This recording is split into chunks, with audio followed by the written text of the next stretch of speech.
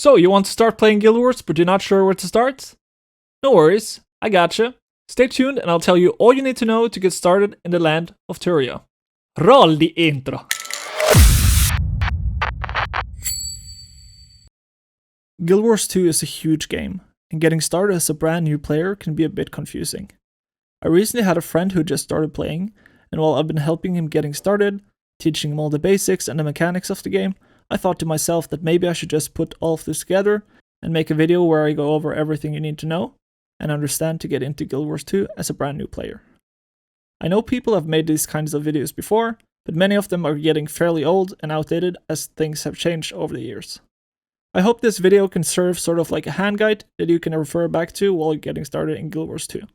So I'll make sure to leave timestamps for all the sections that I'll be covering today. With that being said, let's get into it. The first time you log in, you'll be asked to select a home world. Choose any world you like. You can play with friends on different home worlds if your worlds are on the same regional server.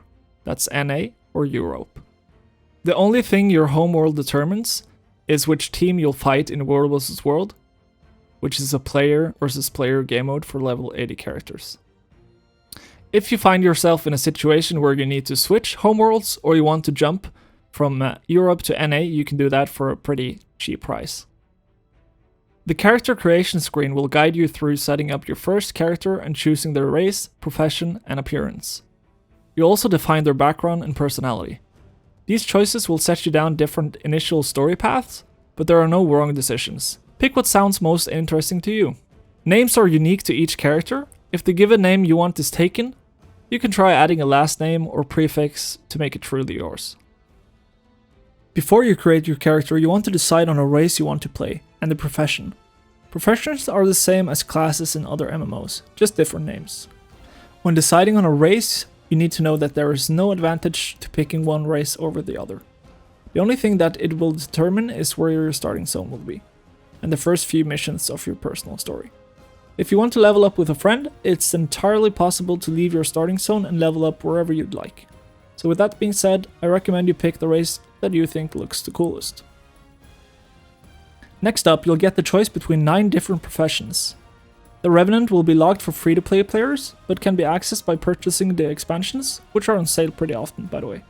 I'll go over all the professions quickly so you get a basic idea of what sort of playstyle to expect. Before we do, it's worth noting that there are no true holy trinity in this game. Guild Wars 2 has an incredible build diversity, and you can tweak any class and character to be a high damage dealer, or support, or durable tank. Moving on, there are 3 different class types in this game. The Soldier, which wears heavy armor. It includes the Warrior, the Guardian, and the Revenant. The Warrior is what you'd expect from most MMOs. Warriors are the masters of weaponry, who rely on speed, strength, toughness, and heavy armor to survive in battle. They use adrenaline as a resource for getting off hard-hitting special abilities. And the longer a warrior stays in fight, the more dangerous they become. Guardians are devoted fighters who protect their allies and smite their enemies by drawing from the power of their virtues. They can summon spirit weapons and are similar to the Paladin class from games like World of Warcraft. The Revenant is the last of the soldier classes. They channel the power of Turia's legends to slaughter foes, unleash chaos on the battlefield, and support their allies. Next, we have the Adventurers, or medium armor classes. The Rangers rely on a keen eye, a steady hand, and the power of nature itself. Unparalleled survivalists with traps, nature spirits, and a stable of loyal pets at their command. Rangers can adapt to any situation. It's also quite fun to go around the world collecting all the different pets, which have their own sets of unique skills and abilities. The Engineer is a master of mechanical mayhem. Engineers love to tinker with explosives, elixirs, and all manner of hazardous gadgets. They support their allies with alchemic weaponry, deploy ingenious inventions, or lay waste to foes with a wide array of mines, bombs, and grenades. Last of the adventurers, we have the Thief. The Thief is very similar to rogues in other games, and is an expert at stealth and surprise. Thieves move through the shadow, vanish into thin air, or steal items from their opponents and use them as weapons. Thieves practice an agile, acrobatic fighting style, which makes them very hard to hit. At last, we have the Scholars, the light armor classes.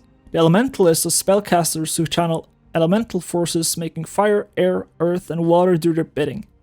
What they lack in physical toughness, they make up for in versatility and ability to inflict massive damage. The Necromancer is a practitioner of the dark arts. Necromancers summon minions, wield the power of ritual, and heal themselves with blood magic. Necromancers feed on life force, which they can leverage offensively or use to delay their own demise. The last class, and maybe the most original to the game, the Mesmer. Mesmers are magical duelists who wield deception as a weapon, using powerful illusions, clones, and phantasmal magic to ensure that their enemies can't believe their own eyes. Mesmers tip the balance of every fight in their favor. Okay, Renown, I hear ya. That sounds nice and all, but what class do I choose? I see a lot of other YouTube videos recommending you pick either the Warrior, Ranger, or Necromancer for starter. And I will say, I do agree to some extent that these classes are definitely the easiest to get into as a brand new player, but I honestly recommend you pick exactly what you think sounds the most fun. Don't be scared if people tell you Elementalist is a bad pick because of their many attunements and skills. The whole new player experience is to learn as you go, and you can do that with any class in my opinion. The important thing is that you have fun while learning, and picking a class that you personally think sounds interesting is a good first step to becoming a Guild Wars 2 player. The way you control your character is pretty standard to most MMORPGs, and it's the same for Guild Wars. You control your character using your keyboard and mouse, you can move in any direction using the WASD keys, and to attack your enemies with your weapons and your skills, you use the numbered keys. To rotate your camera view, hold down the right or left mouse button and move your mouse. A list of keys and the functions they're bound to can be found in the Control Options tab of the option panel, and you can customize the default keybindings to suit your comfort and your hardware. And I actually recommend you doing exactly that. Go into your keybind settings and figure out something that works for you. Your story kicks off with something big happening. To learn what you should do, check out the content guide in the top right corner of your screen. It'll provide some information on your next steps and point you in the right direction. Green stars and circles appear on your compass and minimap in the lower right hand corner of your screen. This will show you where to go to continue your story. Follow your compass to find them. The tutorial instance is a good place to practice moving around, using your first weapon skills. Enemies here are very easy to defeat, and you can take down the final boss with the help from the story characters. Target an enemy to see information about them at the top of your screen. This includes their portrait, their health bar, and a hint about their special abilities. The skills are arranged on a bar at the bottom of your screen, and you can use them by pressing the keys that they're bound to. After using a skill, its icon will display a countdown until you can use it again. This is called a cooldown. And actually, if you go into the settings, you can select a setting that lets you see the seconds that you have left until the skill is available again. I recommend turning this on. As you level up throughout the game, you'll get new skills added to your bar. You can move your mouse cursor over it to see a tooltip full of information. You'll learn how much damage the skill does, what resources it requires, or whether it has any extra effects on enemies, such as stunning or freezing them. The combat in Guild Wars 2 has a lot of similarities with fighter games. In Guild Wars 2 it's possible to avoid many enemies' attack by staying out of range. If you see an ogre lift its club, stand back. If you can't get out of its way in time, or an archer or mage has a long-range attack lined up with your name on it, try dodging. Tap one of the movement keys twice and you'll roll in that direction out of the harm's way. Performing dodges depletes the yellow endurance bar above your health indicator. Dodging and avoiding attacks takes practice. As you fight different enemies, you'll learn how to identify their most powerful attacks and time your dodges to avoid them. You can also dodge with the V key, and I actually recommend you guys practice this because it's very easy to double tap a movement key and potentially waste a dodge. You can obviously rebind this dodge key to any key, but I recommend you having it on a separate key. Something that is quite original with Guild Wars is that every profession has a way to heal damage. You can find your healing skill in the 6th slot on your skill bar. If you're taking too much damage, heal yourself by pressing 6 on your keyboard. So after you defeat the tutorial boss, you'll be just outside your race capital city in your starting map. Your compass will guide you to nearby activities. You're encouraged to explore the vast world of Turia. Every area is full of secrets, surprises, and people to discover. And to earn experience to your character, you can do exactly what you like. That's actually one of the things that people find most confusing when starting out as a brand new player in Guild Wars 2. especially if you're coming from a different MMORPG where you're used to strictly following a character's questline or having to spam dungeons to level up. Guild Wars 2 respects your time and respects what you consider fun.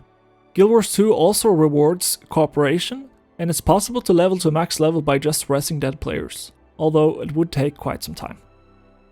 So don't be scared, explore the map and you'll get rewarded for almost anything you do. This is personally one of my absolute favorite features of the game. Feeling a bit overwhelmed? You can check your world map by pressing M. You can clear the fog from your map by exploring it. When you discover a new area, check your map for new hearts, waypoints, vistas, hero challenges, and points of interest. Hearts and vistas? What the heck is that? I'll explain. So, Renown Hearts, as they're called, is a non-player character or an NPC that needs help. Fill the bar on the upper right side of your screen by doing tasks in the area around the heart. After you've filled the heart, you'll find rewards in a chest above your minimap. And you can visit the NPC to purchase items with the special currency you've earned that's called Karma. Interact with these icons to see incredible views of the area. You might have to do a little jumping and climbing to get to them. And some can be more challenging to reach than others. These icons indicate landmarks, such as towns or natural phenomena. They are hotspots for activities, events, mysterious circumstances, and unusual characters. Unlock a waypoint by getting close to it, and you can instantly travel there in the future by opening your map and clicking on it. Teleporting to a waypoint costs a small fee unless you're in a city. If enemies attack an area near the waypoint may become temporarily unavailable. Last, we have hero challenges. Hero challenges requires you to complete different tasks, from defeating a boss to channeling power in a dangerous area, and after reaching level 11, spend the hero points you earn in the training tab of your hero panel to learn new skills. Life in Tyria is always on the move. If you see a character doing something interesting, try following them. If enemies are attacking a defenseless camp, pitch in and help. You'll probably find an event. These special activities reward experience and gold. Sometimes success will also net you items, access to a secret area, or a new event to join. Orange circles and markers on your compass show you where an event is taking place. Adventurers flock to events to lend a hand, so they're a great way to meet other players. Following along with a group of fellow players is also a perfect way to find new events. Every 10 levels, you'll be able to complete another chapter of your character's personal story. That's the green star. Completing them will lead you to new areas and reward you with equipment and items. You also make friends with important characters and learn about the world of Guild Wars 2. As stated earlier, almost everything you do in Tyria grants experience points. Guild Wars 2 is great at scaling content. This means that if you like playing in an area, you can stay there for as long as you like and keep earning good EXP.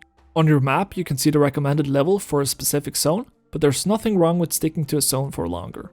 Just be careful if you choose to go to a zone that's a higher level than you are. As you earn experience for your character and you level up, you'll unlock new skills and features. Sometimes you'll even be awarded with a choice of equipment and other gifts. Speaking of equipment, common vendors sell some armor and weapons, but more powerful equipment can be found by fighting enemies, unlocking karma merchants by completing Renown Hearts, and working on your personal story. Equipment with a colored name contains attribute boosts.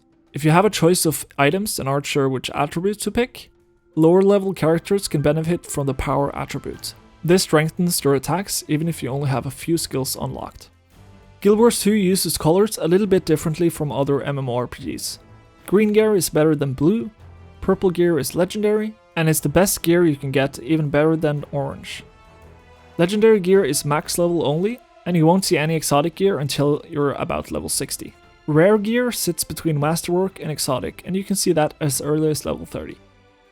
Every profession can choose from a variety of weapons. The first 5 skills on your bar are your weapon skills, and they change only when you equip a different weapon. You can equip weapons from your inventory by right-clicking on one and selecting equip from the list of options. To see all your weapons and other equipment, open your hero panel by pressing H, select one of the slots next to your character's portrait to view all the items you can add to that slot, and then choose the one you want to equip. As you level up, you'll gain access to more skills. Most of the skills you use early on are determined by your weapon, so try equipping different types of weapons to find a fighting style you enjoy. Your character's health is displayed in a red circle in the middle of your skill bar. If your health is depleted by an enemy, don't count yourself out yet. This is a little bit different from how they do it in other MMORPGs, but you'll enter a downed state and have one last chance to fight for survival.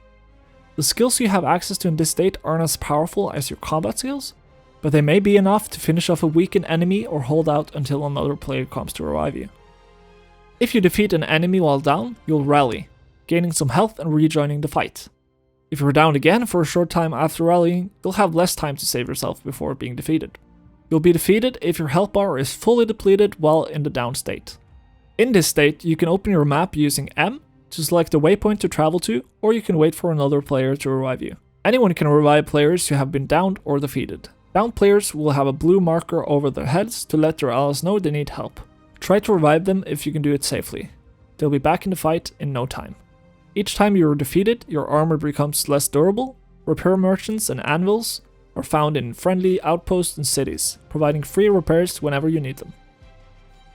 You can open your inventory by pressing I, you'll always have one bag equipped, and you can purchase more bags from vendors. Learning the crafting discipline of tailoring, leatherworking, or armorsmithing will actually allow you to craft your own bags. This is also often cheaper than buying the bags, so I actually recommend you guys looking into the crafting disciplines early on. Some tips for inventory management is you can sell items with a grey name to vendors for extra coin. Check all the equipment you find to see if it improves your defense, rating, power, or other attributes. If so, equip it. If not, you can sell it to a merchant. You can also buy salvage kits from vendors to break down equipment you can't use. Save the materials you get back to use in crafting, or sell them to other players under Trading Post. The Trading Post is Guild Wars' auction house. You can access it by clicking on the black lion icon on the top of your screen, or you can press O. Choose the balance scale icon from your sidebar. Players with a free-to-play account can buy and sell a limited selection of items. And you can also deposit crafting materials straight to your bank, choosing Deposit All Materials. The next time you visit a bank, you'll find them in your material storage. You can earn experience points while stocking your bank with useful materials. Once you reach level 10, you can go to a common vendor and you can purchase sets of copper harvesting sickles, copper logging axes, and copper mining picks. Equip them and look for gathering nodes on your compass minimap as you explore. When you find a node, you can interact with it to gather. Each gathering action uses up a tool, so you'll need to restock when your stack of tools run out. Higher level materials require higher level tools to gather. One of the best ways to make friends with other players and learn about the game is to join a guild. Guild recruiters often advertise in map chat in major cities like Divinity's Reach, and if you're feeling lost or have questions, our community is super friendly and helpful.